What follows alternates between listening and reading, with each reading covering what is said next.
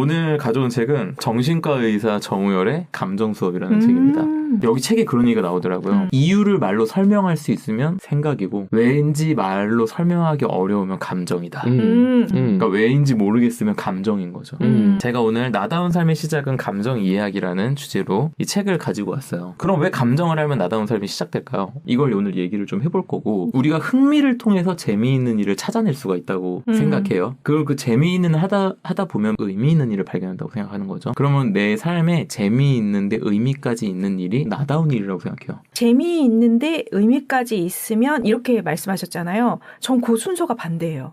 의미가 있어요? 재밌어요? 비로소? 네. 오. 근데 어쨌든 그 두 개가 연결돼 있는 건 맞아요. 근데 뭐 네. 그게 뭐 틀린 건 아닐 수 있죠. 네네. 내가 워낙 나한테 의미가 뭘까를 아시는 분이기 때문에 그게 가능하신 거겠죠. 아, 그런가? 그러니까 네. 의미만으로 충분히 충만해지니까 이게 재미있다라고 느끼실 수 있겠다? 그냥 저는 약간 이런 생각, 감정적으로 네네네. 봤을 때 네. 애당초 의미가 없으면 시작을 안 해버리시는 게 아닐까? 맞아요. 네. 약간 그런 거 있어. 네. 맞아. 심하죠. 그러면은 내가 왜 그거를 안 할까? 왜 나는 의미 없으면 안 할까? 어떤 감정 때문에 이 얘기도 이따 할 수 있어요. 네네. 좋다. 오늘 기대되시죠? 재밌다. 네. 밑밥을 잘. 네. 이게 이제 생각해보면은 감정이 나의 뭘 좌우하냐. 우리의 판단, 행동, 심지어 생각까지 좌우해요. 제가 이 팟캐스트를 왜 하냐라고 했을 때 저희가 철저하게 오로지 감정으로 이거 하는 거예요. 뭐 여기 어떤 계산도 끼어있지 않아요. 그렇죠? 하면 맞아요. 어떨까요? 좋아요. 그러면 계산을 하는 분들이 있어요. 그냥 자동빵으로 그냥 계산이 돼. 그러니까 저희는 지금 계산을 못하는 사람들인 거죠. 어떻게 보면. 계산을 하는 사람들은 계산을 왜 할까요? 결과? 그렇게 해야 결과. 마음이 편하니까. 마음이 편하니까. 해봐야 기대대로 되는 것도 없고 괜히 실망하느니 아예 하지 말자. 잘 되면 네. 좋고 아니면 뭐 그런 거고. 이것도 미리 계산한 거지. 어떻게 그렇지. 보면. 그럼 저 계산을 왜 할까요? 마음의 평화를 위해서. 그렇죠. 그러니까 계산대로 됐을 때 마음이 평화로워. 계산 밖으로 일이 벌어지거나 그러면 어떤 마음이 드는 거죠? 뭔가 불편하죠, 평안이 그렇죠. 불편해지는 상황. 그거를 피하고 싶은 마음이 뭐냐? 두려움이에요. 그렇죠. 일종의. 이렇게 했는데 이렇게 되면 손해 볼까 봐 라고 계산하는 거. 김주환 교수님이 어디서 그런 얘기를 하시더라고요. 그 감정은 그냥 두려움 하나로 다 설명된다라고 얘기할 정도. 우리가 행동에 있어서 생각을 하는 거에 있어서 이유는 사실 감정인 경우가 거의 다라고 볼 수 있을 정도로 우리는 감정이 판단, 생각 이런 것들을 좌우해요. 그럼 우리가 이 감정을 만약에 알 수 있게 된다. 이걸 내가 이해하게 된다면 어떻게 될까? 긍정적 감정이 드는 이유를 다 알게 됐어. 혹은 부정적 감정이 드는 이유를 다 알게 됐어. 그러면 긍정적인 방향으로 설계가 가능할 거고 이유를 아니까. 맞아요. 그 이유에 맞게 설계를 하는 거죠. 부정적 감정의 이유를 알면 이거를 회피하는 설계를 한다던가 방금 얘기하신 대로 혹은 예방을 할 수 있는 거죠. 그러면 내가 원하는 삶을 선택할 수 있다라고 볼 수 있는 거고 내가 원하는 삶을 살 수 있는 확률이 올라가겠다라고 볼 수 있겠죠. 그래서 감정을 안다라는 건 결국 나다움을 안다라는 말과 거의 똑같다라고 얘기해도 될 정도다. 네. 여기에 물론 제가 이제 얘기하는 요소들이 뭐 몇 가지 요소가 더 있긴 한데 우리는 감정에 휩쓸려 살아간다. 생각하는 대로 살지 않으면 사는 대로 생각하게 된다. 이런 얘기가 있는데 사는 대로 생각한다는 거는 감정에 휩쓸려 산다는 말과 같아요. 그럼 생각하는 대로 살아야 된다는 의미는 생각으로 감정을 컨트롤하는 거구나. 이해하거나. 감정을 통제하는 건 사실 불가능해요. 맞아요. 그럼 뭘 생각으로 통제할 수 있냐? 방금 얘기한 대로 설계하고 예방하는데 생각을 가지고 할 수 있다. 그래서 결국 내가 원하는 삶을 살아갈 수 있다. 이것이 동의하시나요? 맞아요. 네. 그래서 오늘 제목 나다운 삶의 시작은 감정 이해하기다. 요게 지금 이제 동의가 되셨죠? 네. 자, 그럼 우리가 이제 알아야 될 건 뭐냐? 감정을 어떻게 알 수 있을까? 이거죠.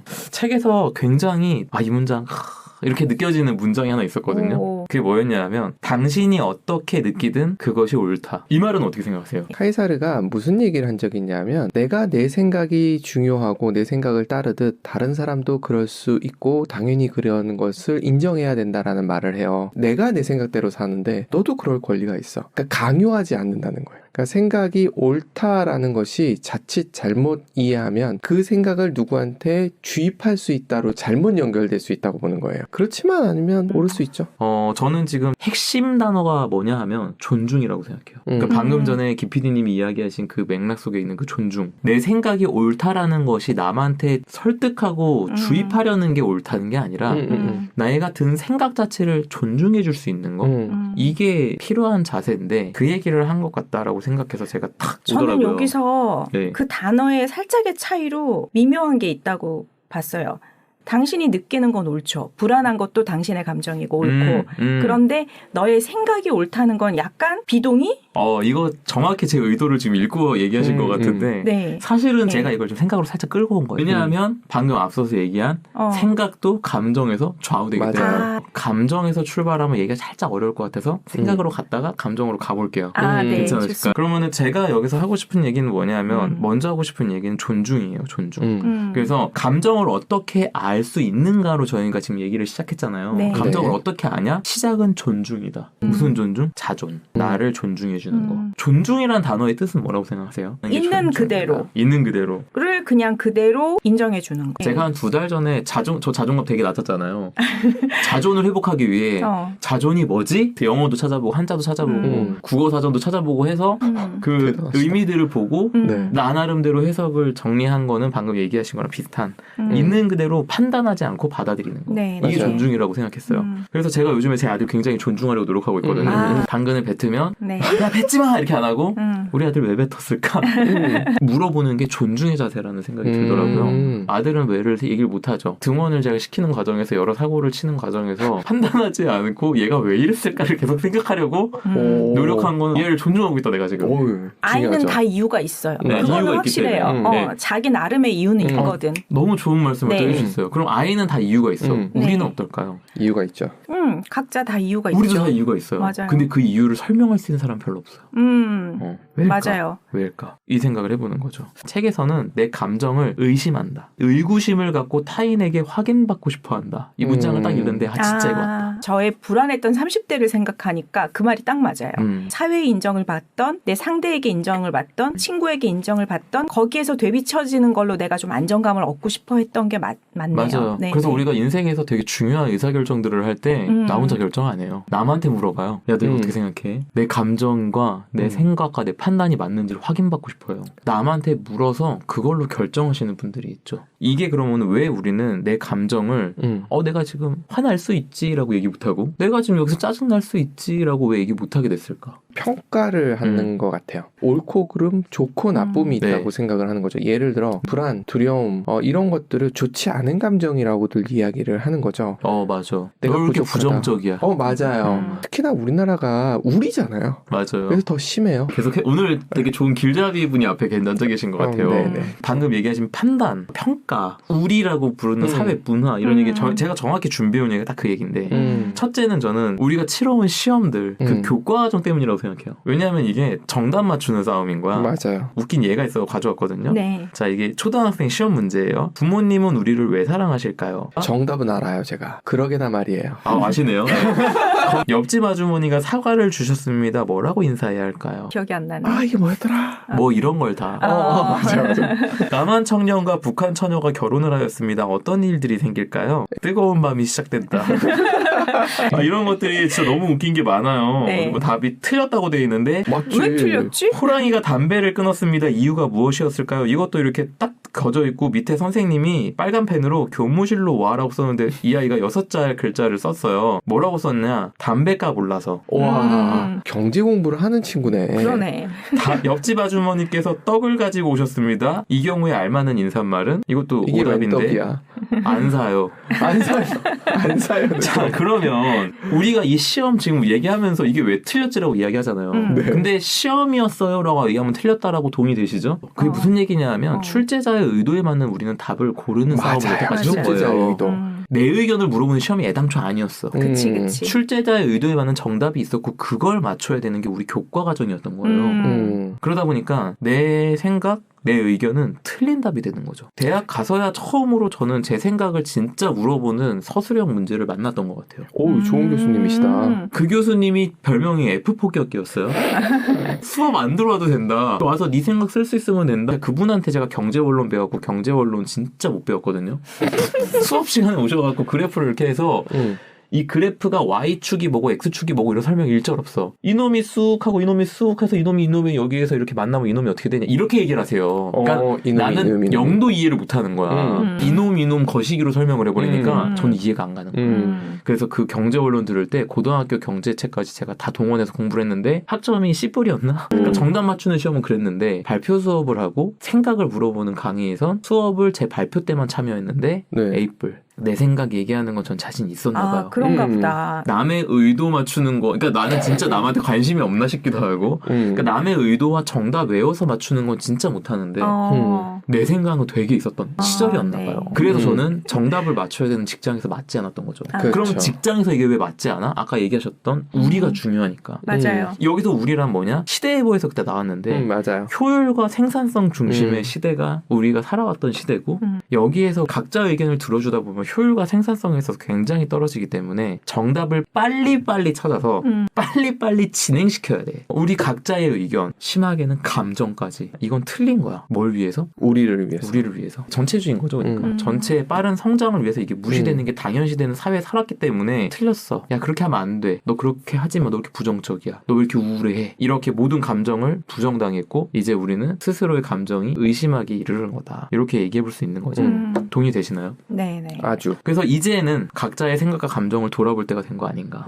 시대적으로도 그렇게 생각하고 있어요. 그래서 이제 이 시대가 지금 나다움이라는 게 떠오르고 있다고 생각하는데 내 생각, 감정이 틀리지 않았나? 라고 생각할 게 아니라 어떻게 느끼든 그것이 옳다고 그 생각이 됐든 감정이 됐든 네. 그거를 존중해주자 라는 게 제가 지금 드리고 싶은 이야기예요. 스스로에게 그럴 수 있어. 이렇게 해줘야 비로소 우리는 이제 내 감정을 회피하거나 이걸 막아서거나 맞서거나 하지 않고 이 감정이 왔을 때 너 그럴 수 있어. 내가 지금 이 감정 들었구나 라고 비로소 볼 수 있게 되는 거죠. 결국 존중을 하게 되면 그때부터 뭘 할 수 있게 되냐면 볼 수 있게 돼요. 비로소 이 사람을 존중하지 않으면 만나서 얘기를 했는데 이 사람 얘기를 하나도 기억을 못해요. 존중하면 이 사람 얘기를 비로소 들어보듯이 나를 존중해줘야 비로소 내 감정을 볼 수 있다라는 거죠. 그때부터 우리가 뭘 보냐? 저자의 유튜브 댓글에 달린 글이 이런 글이 있었대요. 마음은 원래 파도가 끊이지 않는 바다인데 제 마음이 찻잔속처럼 고요하고 잔잔하기를 바랐기에 더 힘들었던 것 같아요. 그러니까 우리의 마음은 뭐냐? 파도가 끊이지 않는 바다다. 내 마음속에 자꾸 파도가 일어나. 내 마음속에 이는 파도가 뭘까요? 감정이에요. 그래서 방금 제가 감정을 비로소 볼 수 있게 된다? 우리가 우리 마음의 바다에 앉아서 일어나는 파도를 볼 수 있게 되는 게 존중에서 시작된다.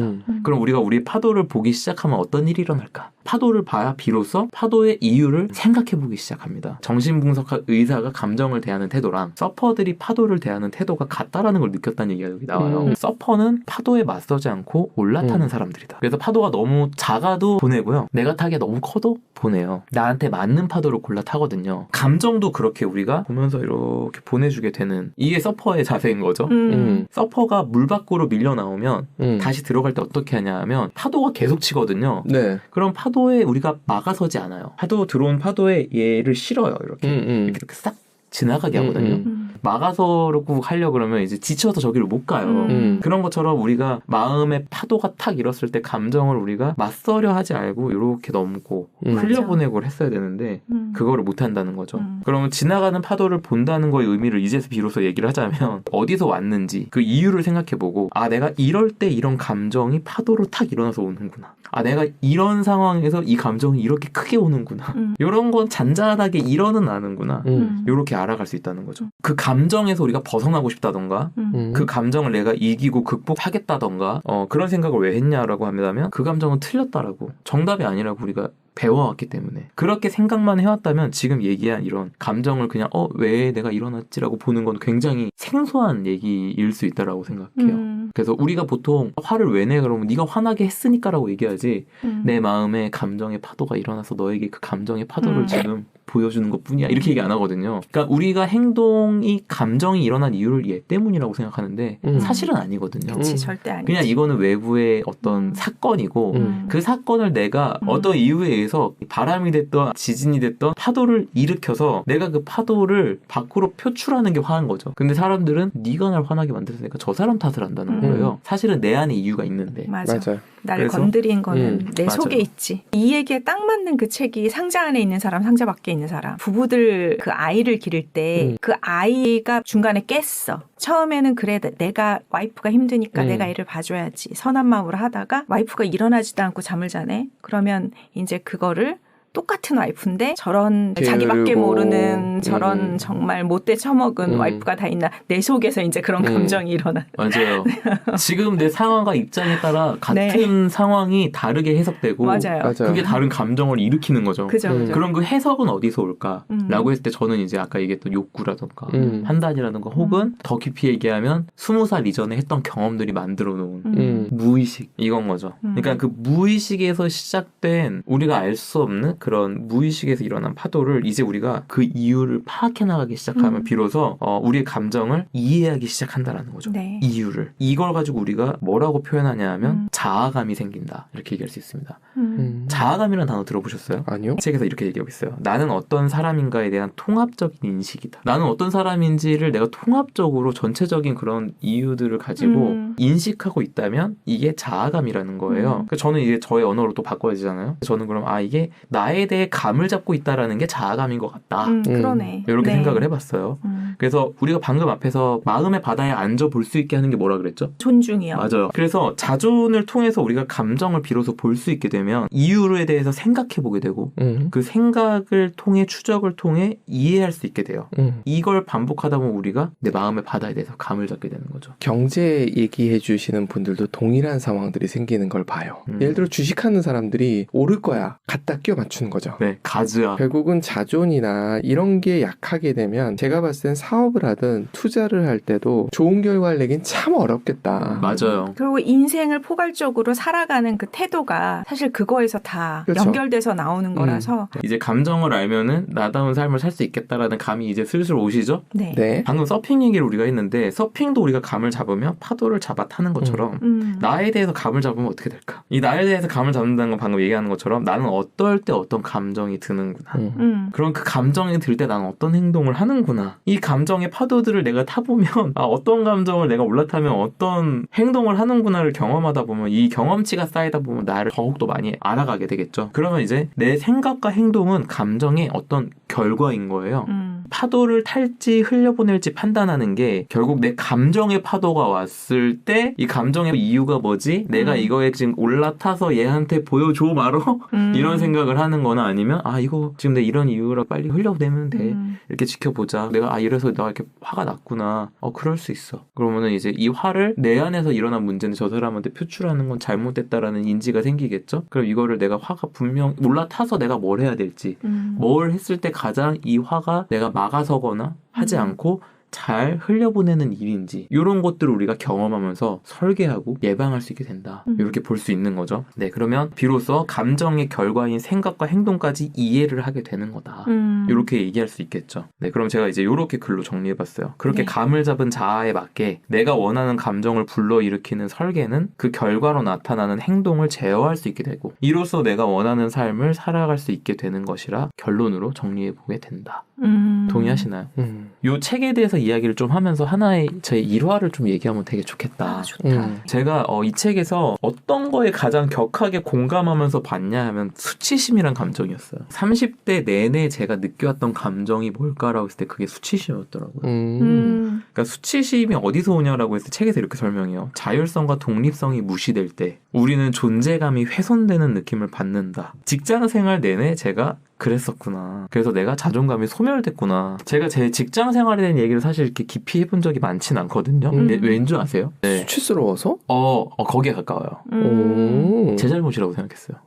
자책. 네. 그러네. 제이콥님 처음 뵀을 때 그런 느낌으로 이야기를 하셨던 것 같은데. 맞아요. 저는 아니라고 얘기해 주셨고 감사하다고 전혀, 얘기했죠. 그렇지 않다고 느껴졌었기 때문에. 네. 그래서 제가 진짜 여기 굉장히 공감한 문장이 있었는데 어떤 사람은 자신이 느낀 수치심의 강도가 클지라도 타인을 향한 행동하는 자제합니다. 후자가 더 좋게 보일 수 있지만 마냥 그렇지도 않습니다. 이런 유형은 남에게 감정을 표출하지 않는 대신 스스로를 공격하면서 괴로움을 느끼는 유형일 가능성이 있기 때문이죠. 안 걸리기 딱 좋은 사람이에요. 우리나라 직장인들이 표출을 못해요, 사실. 맞아. 그러니까 못 다니거나 안 걸리거나지 그 외에는 선택지가 없는 것 같아요. 간을 다 빼놓고 다니는 거잖아요, 직장을. 여기 그런 얘기가 나와요. 기저에 내가 나를 인정하지 못하는 감정, 내가 나를 부끄럽게 여기는 감정이 있는 것이다. 엄청 공감되더라고요. 직장 다니면서 제가 어떤 상황에 놓였던 거냐면 내가 너무 싫었어요. 그러니까 못난 내가 너무 한심하고 미운 거예요. 나는 잘하려고 이렇게까지 애썼는데 뭐 매번 결과가 자꾸 이렇게 안 좋게 나니까 나는 진짜 글렀다. 독서랑 글쓰기 시작할 때도 제가 부업을 5년 넘게 돈을 제대로 못 벌면서 야 너 글렀다. 너 뭐 시도하지 말고 독서하면서 기본 소양부터 길러라. 저는 그랬던 사람인 거죠. 나를 의심해. 그리고 의구심을 갖고 남한테 확인해. 그래서 제가 이거 끝나고 나서 몇 번 말씀드렸어요. 오늘 잘 나온지 모르겠다고. 그 뭔 상관이야. 내가 만족스럽게 했으면 됐지. 이게 없는 거예요. 제가 이거를 왜 그랬을까라고 했을 때 회사에서 자율성과 독립성이 철저하게 무시됐었기 때문인 거예요. 그 일화를 여기서 얘기했었는데 간단하게 얘기하면 이런 거죠. 제가 이 2년차 때 제 위에 있던 사수가 저를 밟아놔야겠다고 마음을 먹고 이제 했던 행동이 저보다 8, 9년 앞선 저는 이 사람 얘기를 따르는 사람이었는데 그 사람이 저한테 했던 행동이 이제 퇴근하기 한 30분에서 1시간 전마다 야 보고자료 내일 아침에 갖다 올려놔. 이거를 매일 했어요. 그럼 저는 매일 야근을 해야 되는 거죠. 저희가 출근이 심지어 7시였거든요. 그러니까 아침에 못해. 매일 혼자 야근했어요. 근데 그게 저를 힘들게 한 게 아니었어요. 뭐가 힘들게 했냐면 아침에 올려놓은 자료를 딱 출근하면 올려져 있잖아요. 네네. 그럼 출근하자마자 이걸 딱 보고 나서 뭘 하겠어요? 저를 부르죠? 앞에 세워놓고 뭘 하냐 하면 이걸 한 장씩 넘기면서 빨간 펜으로 야 이게 뭐냐? X. 이유 없어. 설명 안 해. X. 야 이게 뭐냐? 이거를 매일 한 거예요. 저는 한 장 한 장 넘어갈 때마다 저의 자율성, 독립성 이렇게 설명할 것도 없이 그냥 제 모든 저 존재 자체가 부정당하는 거였어요. 이걸 매일 한 거야. 그러니까 수치심을 매일 느끼고 있었던 거예요. 제가. 근데 그 수치심을 그렇게 쌓아가고 있었던 거죠. 매일을. 근데 이게 되게 극단적인 한 예고 그 이후로 제 직장 생활이 계속 그랬다고 보시면 돼요. 그러니까 10년간 수치심을 이렇게 쭉 쌓아가면서 그 수치심이 어떻게 되냐 하면 나한테 수치심 들게 하면 넌 뭐지? 이렇게 가야 되는데 이렇게 수치심 들어도 되는 사람이야. 너 이렇게 부족해 하는 거죠. 그런 이게 10년이 쌓이니까 자존감이 이렇게 바닥에 껌이 이렇게 붙어서 밟히다 못해 이제 어떻게 되냐 하면 그냥 바닥에 원래 있었던 까만 점처럼 그쵸. 되는 거죠. 이체가 되죠. 그래서 제가 나를 존중해 줄 수가 없었던 거예요. 나는 존중받을 자격이 없으니까. 근데 이게 사실 가정에서도 그럴 만한 게 있었던 거죠. 아주 뿌리 깊게. 그러니까 직장뿐만이 아니라 그게 뿌리 깊게 있다는 걸 제가 올해 초에 알았어요. 어렸을 때 아버지 돌아가시고 가장으로서 내가 이렇게 해야 돼 라는 믿음 가지고 내가 이렇게 하지 못하는 나를 계속해서 질책하고 질타해왔던 그 시간들이 스스로? 네, 스스로. 그 시간들이 저로 하여금 매번 조금만 못해서 수치심이 들게 하고 넌 자격 없어로 계속한 거죠. 그래서 저는 자격 없는 사람이라는 믿음을 갖고 살았던 거예요. 아주 오랜 시간. 이걸 알았어요. 이걸 알고 나니까 파도의 이유, 진짜 큰 이유를 제가 알게 된 거죠. 우리나라가 지금 일본이 왜 지진이 계속 와? 이게 대륙판이 만나는데 위에 있어서 맞아요. 그래를 알게 됐던 것처럼 치심으로 다가오고 분노로 오는지를 온전히 이해하게 됨으로써 지금 맞아. 저는 그게 없어진 거죠. 그 파도가 더 이상 일지 않더라고요. 맞아. 제 삶에 행복감과 만족도가 진짜 엄청 커졌어요. 불안이나 이런 게 다 사라지고 두려움이라는 게 없어지고 자존이 굉장히 저를 존중할 수 있게 되고 뭘 했냐 하면 그 나를 부정했던 모든 시간에 제가 찾아갔어요. 글로 쓴 거죠. 그때 이런 상황을. 그리고 그때 저한테 얘기해 준 거예요. 미안하다. 내가 그때 널 타박해서 미안하다. 저 사람과 맞섰어야 됐는데 널 존중해 주지 못해서 미안해. 이거를 진짜 이렇게 한 상황 떠올려서 쓰기 시작하니까 연관된 비슷한 상황들이 진짜 호박 덩굴째 끌려 나오듯이 이렇게 나도 만나줘야지 막 이렇게 줄을 막 서요. 그걸 하나씩 만나서 미안하다. 그때 미안해. 이렇게 맞아. 화해하는 시간을 쫙 가지니까 와 이제 나를 존중할 수 있게 되더라고요. 그래서 저는 지금 자존감이 굉장히 커졌어요. 표현이 진짜 좋다. 이걸 제가 이런 표현을 못해서 회피하지 말고 소화시키세요라고 표현을 했거든요. 그 표현이 딱 맞는 것 같아요. 이 표현. 지금 말씀하셨던 그 네. 느낌이 네. 정확하게 소화하는 느낌이에요. 제가 생각하는. 이게 나를 만나는 과정이에요. 맞아. 이게. 그래서 나를 만나는 과정에서 이런 걸 하면 된다라고 이야기할 수 있을 것 같고 제가 이걸 통해서 자존감이 커지면서 뭘 명확하게 깨닫게 됐냐 하면 어떤 행동, 생각, 판단을 하는 기저에 깔려있는 게 뭐라고 했냐면 감정이라고 했는데 이거 굉장히 재밌는 얘기가 될 거예요. 감정이 이걸 좌우하잖아요. 그럼 이 감정이 일어나는 거에 가장 큰 설명은 김주환 교수님은 두려움이라고 얘기했어요. 그럼 이 두려움이 일어남으로 해서 우리가 더덕님께서 아까 전에 그 얘기 하셨잖아요. 나는 의미 없으면 아예 안 해요. 이게 두려움이랑 연결이 돼 있다고 봐요. 두려움이란 단어로 설명을 해보자면 의미 없는 걸 했을 때 내가 이 시간이 나한테 의미 없다라는 게 나한테 리스크로 느껴지고 그거를 선택하지 않고 싶다라는 어떤 그런 마음이 두려움이라고 얘기를 해볼게요. 이제 제가 두려움이에요. 다가왔을 때 이 두려움을 극복하려면 어떻게 될까? 더덕님이 저보다 세야 되는 거죠. 그렇죠. 그러니까 내가 수치상 5면 더덕님이 10이면 두려움이 와도 넘어서시는 거예요. 근데 내가 온대 1이야. 잡아먹히지 그러면. 맞아요. 그래서 행동으로 연결이 안 되는 거예요. 맞아요. 잡아먹고 행동으로 연결하려면 뭐가 있어야 되냐? 자신감. 그러니까 나를 믿어주면 그렇게 해도 너 괜찮아. 야, 너 그걸 선택해도 너 괜찮아. 스스로 믿어주는 거죠. 너 그래도 괜찮아. 야, 너 그거 만약에 못하잖아? 다른 어떤 방법으로 훨씬 너한테 좋은 상황이 올 거야 라고 나를 믿어주면 그 선택을 할 수 있다는 거예요. 그럼 결국 두려움을 넘어서게 만들어주는 게 뭐냐? 자신감인 거죠. 그럼 그 자신감이 어디서 오느냐? 자존에서 온다는 거예요. 이게 제 멘토님 얘기인데 자존감에 탱크가 가득 차 있으면 이 자신감을 채워줄 때 이걸 틀어서 자신감을 채워주면 자신감이 다시 충전이 돼서 두려움을 넘어설 수 있게 된다. 극복하고 행동해낼 수 있게 된다라는 거예요. 그럼 이게 뭐냐 하면 내가 원하는 삶을 살고 싶을 때 회피하는 내 성향을 이겨내고 저걸 뚫어낼 수 있게 되는 거죠. 내 감정의 파도를 존중해 줌으로써 존중이 차면 이거를 바탕으로 한 자신감 때문에 두려움들을 이겨내고 내가 원하는 삶을 살아낼 수 있다라는 거죠. 그러니까 나다운 삶을 살아내려면 이 두려움들을 맞서 이겨야 되는데 자존에서 온다는 거예요. 맞아. 그래서 마지막으로 요건 꿀팁인데 자존을 자신감으로 이 수도꼭지를 틀어서 이 자신감으로 꺼내려면은 이 수도꼭지 트는 게 뭘까? 요걸 알면 이제 자존이 찼을 때 자신감으로 꺼낼 거 아니에요. 네. 이거를 어떻게 하는 거냐? 요거를 알면은 되게 또 도움이 많이 되시겠죠? 당신이 어떻게 느끼든 그것이 옳다. 네가 어떻게 느끼든 그게 옳아. 라고 해주면 자존을 채웠다면 이제 나를 믿어줘야죠. 써보는 거예요. 너 괜찮아. 잘할 수 있어. 너 이거 결과 어떻게 되든 너는 결국에 잘 해낼 사람이야 라고 날 믿어주는 거. 그거를 글로 써보는 거. 나 스스로에게 이야기해주는 거. 내가 잘했을 때 와, 나 진짜 잘했다. 오늘 딱 이거 딱 하고 나서 넌 어떻게 이런 깨달음이 있냐. 야, 너 진짜 잘한다. 얘기. 야, 너 이거 진짜 정리 잘했다. 책 읽고 어떻게 이렇게 정리를 해? 남들이 얘기해줘도 아니에요. 이렇게 부끄러워하는 게 아니라 남들이 얘기 안 해줘도 나 스스로에게 맞아. 야, 너 어떻게 이렇게 이럴 수가 있지? 이거를 해주는 게 자신감을 만들어준다고. 셀프 칭찬. 네, 셀프 칭찬. 그럼 저는 칭찬할 거리 하나도 없는데요? 이렇게 하지 말고 자기를 존중해주고 나를 믿어주는 야, 너는 뭐든지 할 수 있어.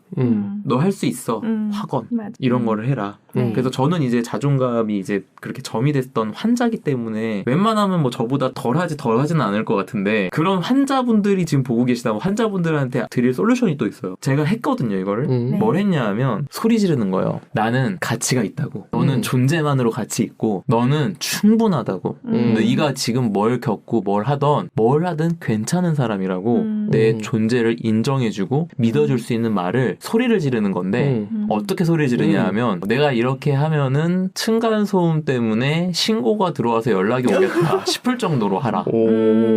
제가 너무 창피해갖고 그래서 처음에 이렇게 하고 소리 지르고 베개로 입 막고 소리 지르고 이렇게 했었거든요. 그렇게 하면 안 된대. 그래서 그 어려움을 이기면서 했거든요. 제가 일주일을. 굉장히 좋아졌어요. 환자분들이 있다면 그거 해보시기를 추천드리면서 오늘 이야기 마무리하겠습니다. 어떠셨나요? 아유, 네. 역시 훌륭하십니다. 네. 정말 진짜 잘게 이렇게 탁탁탁탁 쪼개가지고 흐름을 만드시는데 탁월하세요. 이런 것들을 저는 이제 받아 적어놓고 저한테 다시 얘기해주기 시작했어요. 대단하십니다. 수요일 강의 그래서 기가 막힙니다. PPT 슬라이드도 있고요. 네. 강의 자료와 함께 네, 많이들 오세요. 네네. 올 초에 스스로 자신의 어린 시절을 만나시고 그때 왜 그랬는지 그 핵심을 내가 알게 됐다고 했잖아요. 그거를 알게 된 거 자체를 너무너무 축하드리고 저도 감사합니다. 옆에서 너무 기쁘고 네. 네, 진짜 그게 핵심이니까 네. 앞으로는 정말 요동치는 거 없이 큰 파도가 와도 너무 잘 탈 것 같고 큰 파도도 별로 오지 않을 것 같다라는 맞아요. 생각이 들면서 저기서 오면은 그 파도를 이미 알고 그 파도가 작아져서 내 앞에 올 거다라는 생각이 그 들면서 파도를 일으키는 네. 지금 현재 상황에서 유일한 사람이 한 사람 있어요. 집에 계신 그 파트너시군요. 맞아요. 네. 제 아내가 오. 유일하게 그 네. 파도를 일으키는 사람이더라고. 그럴 제가 수 있죠. 딴 사람이 뭐라 해도 암시랑도 아는데 아내가 제 선택을 가로막는 얘기를 하면 감정이 일어나더라고. 맞아요. 네, 네. 아, 오늘 이렇게 또 제이콥님과 주옥 같은 이야기, 또 감정까지 다뤄주시니 앞으로 또 무엇을 하실까 또 기대되잖아요. 네. 다음 시간에 아마 이거 가져올 것 같아요. 아, 제가 지금 네. 읽고 있는데 깜짝 놀랐어요. 이게 얘기하는 게 뭐냐 하면 나답게 사는 법에 대한 얘기더라고요. 결국엔. 그래서 아마 리드 어게인이라는 이 팟캐스트의 시작이 책이 어떻게 삶을 바꾸는가에 대한 얘기를 제가 하면서 이걸 시작했는데 네. 그거에 대한 되게 실용서처럼 실질적인 얘기를 제가 들고 올 수 있지 않을까 이 책. 좋다. 그래서 아마 네네. 다음 시간에는 다음 달에는 이 책 가져올 것 같아요. 네. 오늘 시간도 정말 알찼다. 꽉 꽉꽉 채웠다. 밟아서. 네. 네. 저도 이제 온전히 꽉 찼다라고 느끼게 된 것 같아요. 네. 자존. 네, 오늘 시간 리드 어게인 여기서 마치겠습니다. 감사합니다. 감사합니다. 감사합니다.